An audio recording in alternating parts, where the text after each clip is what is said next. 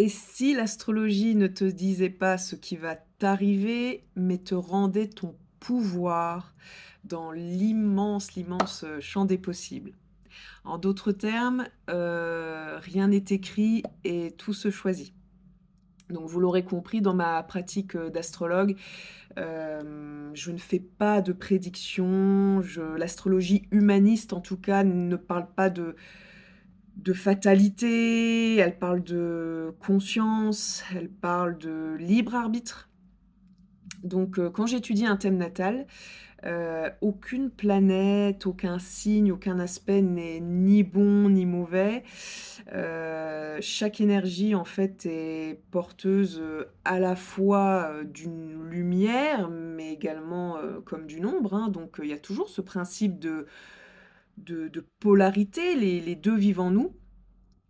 Et en fait, voilà, à chaque instant, dans notre vie, dans notre quotidien, on a ce choix d'exprimer soit notre, côté, créateur, enfin constructif, lumineux, créateur d'une énergie ou alors, voilà, de glisser, vers son versant un peu plus sombre, inconscient, réactif, parfois destructeur et il y a pas de jugement à avoir là-dessus, hein. Mais voilà, l'astrologie ne décide pas à ta place, elle éclaire et c'est important, voilà de le rappeler parce que l'astrologie en fait va te montrer les dynamiques qui sont à l'œuvre, les aspects de tension, tes talents, tes potentiels et surtout, je dirais, elle te rend responsable, de ce que tu choisis d'en faire.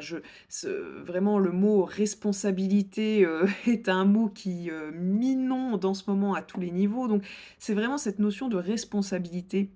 Donc tout est à la fois, je dirais, obscurité et lumière et le chemin c'est pas de nier, notre ombre, hein, mais vraiment de l'intégrer et je dirais de la transcender, de la transmuter.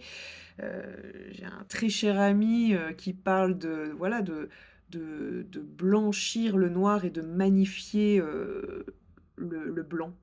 Donc voilà, si tu cherches une astrologie, qui te retire ton pouvoir, ce n'est pas celle que je propose, mais si tu cherches une astrologie, qui t'aide à te connaître, qui t'aide à faire des choix, à grandir, à évoluer, alors tu es probablement au bon endroit. Bonne journée à tous.